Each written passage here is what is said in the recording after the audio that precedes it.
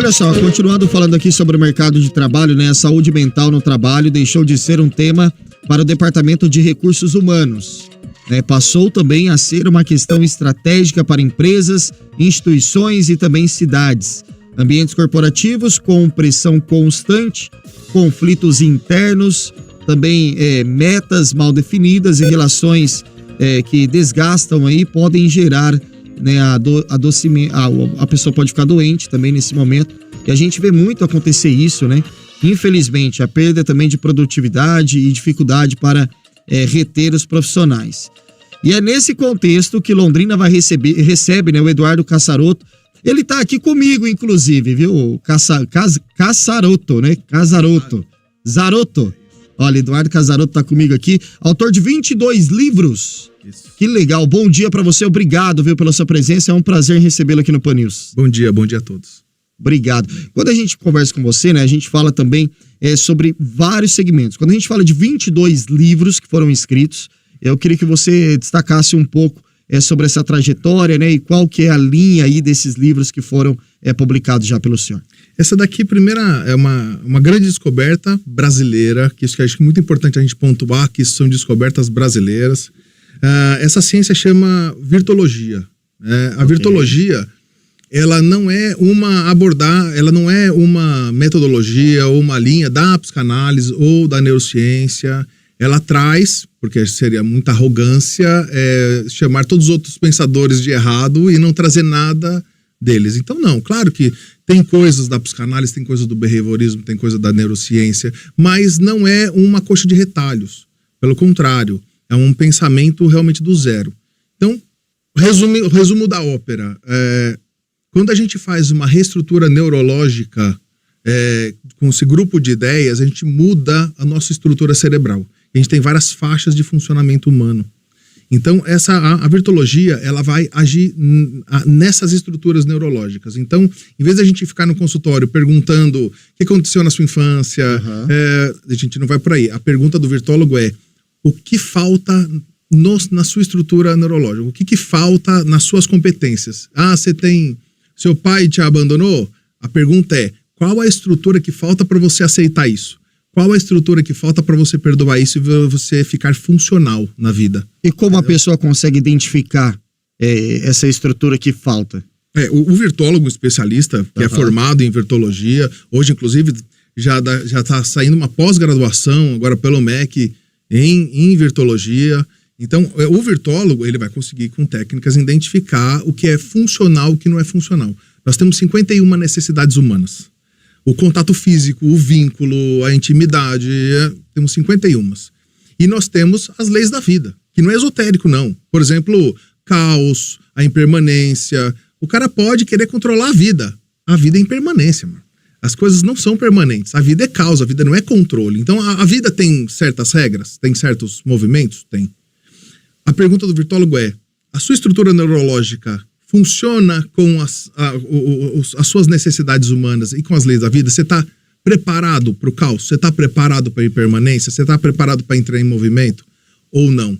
Então a gente entende que é um indivíduo funcional ou disfuncional. A gente não vai ficar naquele desejo recalcado, entendendo que é a neurose. Não, a neurose para a virtologia você é funcional. Então, se você tiver a estrutura da aceitação, você vai lá na sua falta e vai conseguir vencer isso. Você quer reconhecimento, você quer ser neurótico porque você é estrela, a gente vai trabalhar dentro do seu orgulho. Então vai trazer a humildade como estrutura. Então a gente vai tirar humildade, aceitação, perdão do senso comum, da religião, e vai entender isso como uma estrutura neurológica, que altera exatamente o caminho neural, o seu funcionamento.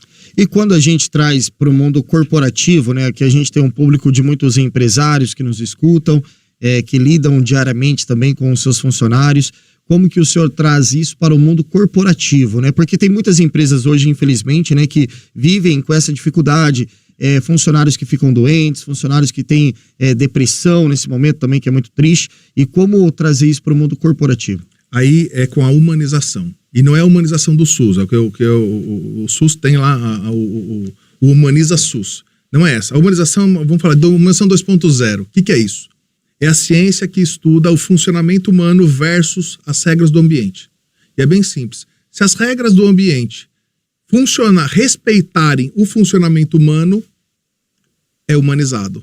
Senão, ele é violento. Então, o que torna o ambiente violento?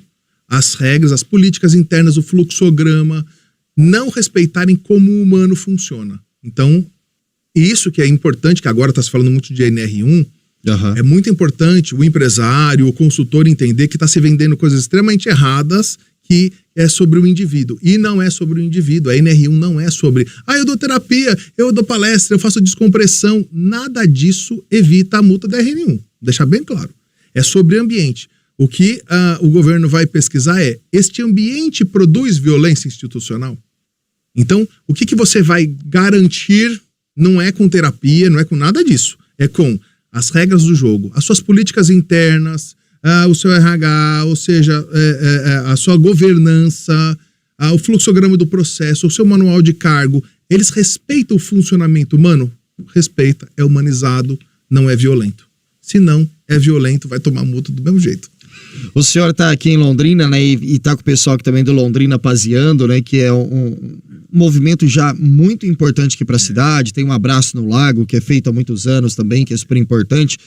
Qual que é a ligação do senhor com Londrina? Vem para cá para esse momento? Exatamente nessa ligação de uma cultura de paz. Entender que humanização é uma cultura de paz.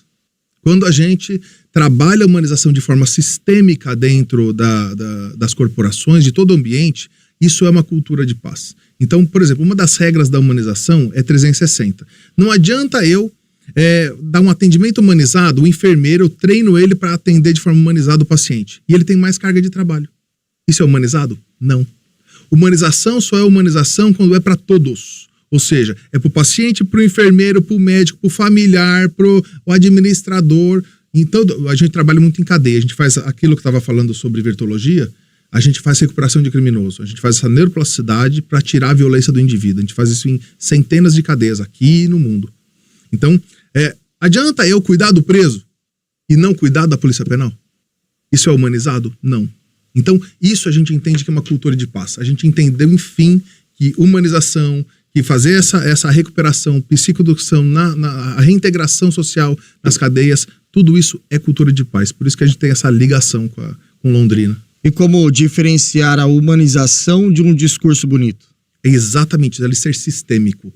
Tá na política escrita e tá... A gente tem uma coisa chamada humanização, que é a CIP, que é igual uma CIPA, Comissão Interna de Prevenção ao Acidente, a nossa Comissão Interna de Prevenção à Humanização.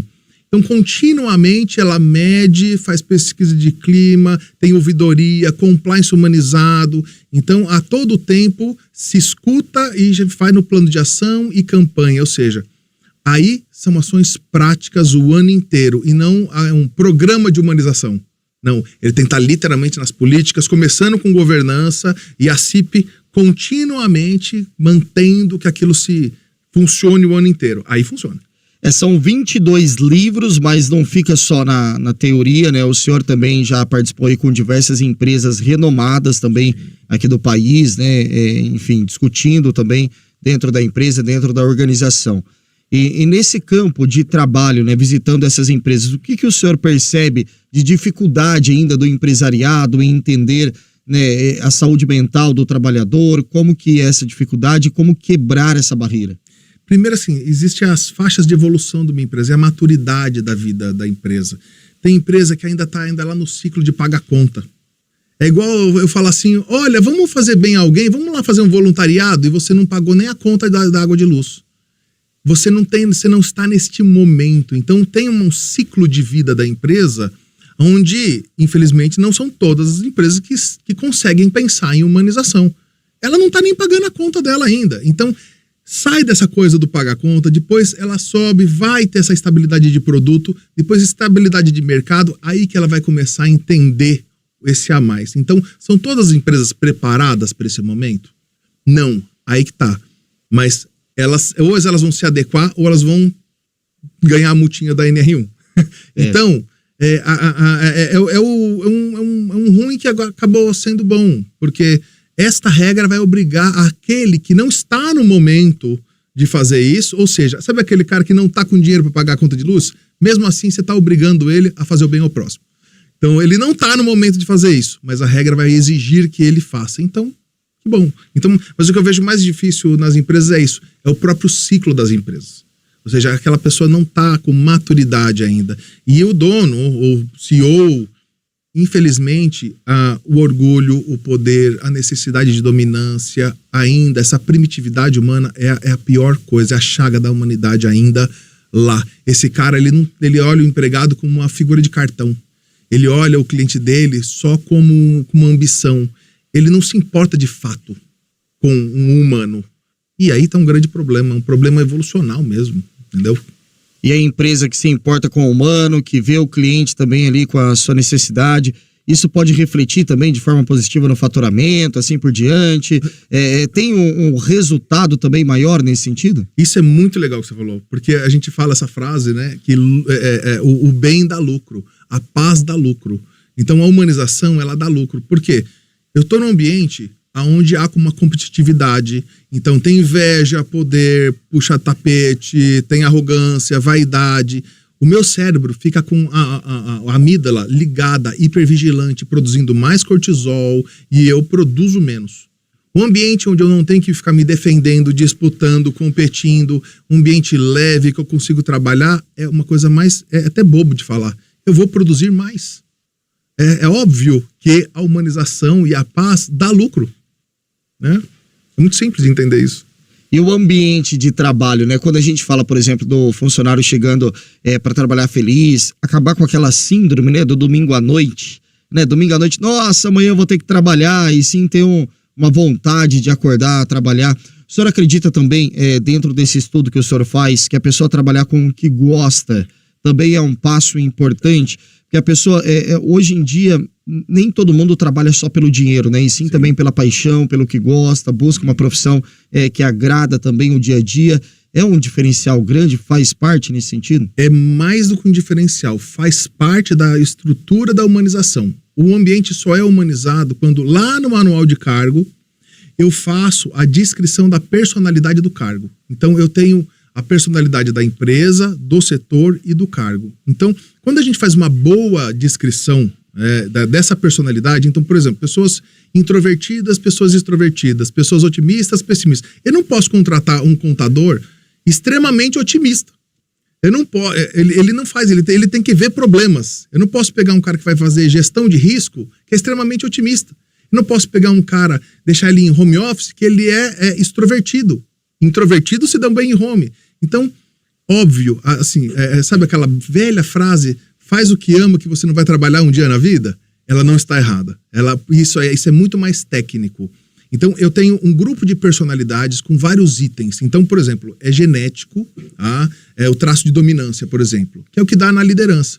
Eu consigo colocar todos os cargos de liderança com o temperamento de dominância? Às vezes não, às vezes eu tenho bons gestores de tarefa e às vezes eu tenho líderes, entusiastas. Quando você exige algo de alguém que não tem personalidade para aquilo, você tira a energia dele, é onde vai dar burnout, é onde ele vai ter que gastar muita energia para fazer aquilo. A função executiva do cérebro dele tem que gastar muito mais, o dobro de energia. Agora, quando você faz algo que é da tua personalidade, você gosta da comunicação. Quando você tá aí, você não tá, meu Deus, que saco, eu vou ter que me comunicar. Ao contrário, aquilo te preenche de energia.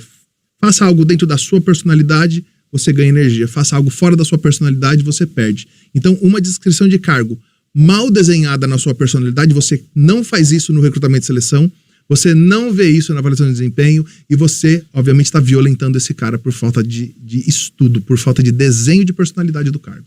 Olha só, no mínimo, né, faz a diferença o gigantesco depois. Quando a gente fala de virtologia, né, como que começou esse estudo, como que chegou até esse livro aí que tá na sua frente, que eu vejo quantas páginas tem esse livro aí? É gigante, hein? Esse aqui tem 700 páginas. 700 páginas. Mas a nova edição que tá saindo agora tem 3.000. 3.000 páginas? E essas páginas, elas trazem o quê? É para explicar o que é a virtologia, para poder mostrar esse estudo? Como que começa esse estudo? Esse livro vai mostrar claramente cada uma dessas estruturas neurológicas, ou seja, então a humildade tira do senso comum, então que é o contrário do orgulho. Orgulho é a necessidade primitiva do tronco cerebral e sistema límbico de ter importância. Mas não é simples assim. Ele altera o seu DMN, o seu SN, a sua função executiva, ou seja, quando eu altero um grupo de ideias, eu altero isso daqui. Então, só que isso não é assim. Cada virtude, a brandura, a paciência, ela tem uma estrutura no seu cérebro. Como que o seu DMN funciona, como o seu SN funciona, como o seu sistema amidaloide funciona. Eu vou alterar esse sistema? Vou. Então, como fazer isso? Por neuroplasticidade. Então, tem um caminho de criar memória de longo prazo no seu cérebro, para que essa ideia de memória de longo prazo faça parte da sua personalidade, para que assim mude esse caminho neural. Então, esse livro vai estudar cada pequena estrutura do cérebro e mostrar como que você cria para cada transtorno de personalidade, narcisismo, bipolar, ou seja, todos os transtornos da mente humana. É como se fosse um manual? A gente tem um outro livro, que é o manual que o público pode comprar de como ele treinar. Esse daqui é para formação, né? É mais técnico. Tá. É para quem está se formando em virtual, é para o psicólogo, para o psiquiatra, é para ele. E assim, o público, né, em geral, que tem interesse em virtologia, que quer conhecer melhor, quem deve procurar? Qual é o profissional que pode apresentar para ele a virtologia? Tem consulta? Como que funciona? A gente tem o Instituto Virtudes, vai lá no institutovirtudes.com.br também, tem BR, né? Tem BR. Mas a gente tem pós-graduação, cara, eu quero me formar em virtologia, ou em humanização, a gente tem um MBA também em humanização. E tem também tratamentos. Como a gente faz um projeto muito grande para a polícia penal, para as cadeias, então, egresso do sistema prisional, ou quem é polícia penal, ou é da SAP, tem cursos gratuitos para fazer, tem tratamento gratuito para fazer. Então, o Instituto tem uma ONG muito grande também, que a gente atende uma população que não pode pagar. Também a gente atende com virtologia. Precisou, bate lá que a gente ajuda. A gente falou aqui também do setor corporativo, né, do empresariado, e você trouxe a informação que me chamou a atenção quando você falou de pessoas que saem do sistema prisional, né, também policiais penais, enfim, mas dessas pessoas que saem do sistema prisional, o quanto é importante, né, esse estudo e realmente consegue recuperar essas pessoas? Consegue porque assim, eu entro em cadeia agora, já faz 7 anos que eu entro em cadeia, e não só nas alas mais bonitinhas, não. Eu vou lá pro fundão, quem é da cadeia sabe o que é o fundão, que é a galera de facção. Quando a gente aplica o programa, quando eu tô dando uma palestra, eu sempre faço a mesma pergunta. Eu dou uma aula sobre o que é orgulho. Olha, a necessidade de ter importância, que é a vaidade, o poder, a dominância. Eu pergunto para todos, quem tá aqui preso, que não está preso por orgulho? Que estava passando fome, que queria levar comida só para casa, ou seja, ou não, porque alguém mexeu com a minha mulher, ou eu queria ter dominância, ou porque eu queria ter aquele poder, ou porque eu queria ter aquele objeto que me traz poder, pertencimento. Nunca escutei uma resposta ao contrário. Todos estão presos por causa do orgulho. Então a base do crime é o orgulho. Então tirar o orgulho do senso comum, né? Orgulho é estrutura neurológica, que é esta necessidade de importância. Então nós estamos falando de arrogância, vaidade, dominância, poder. Então a criminalidade está nesse lugar?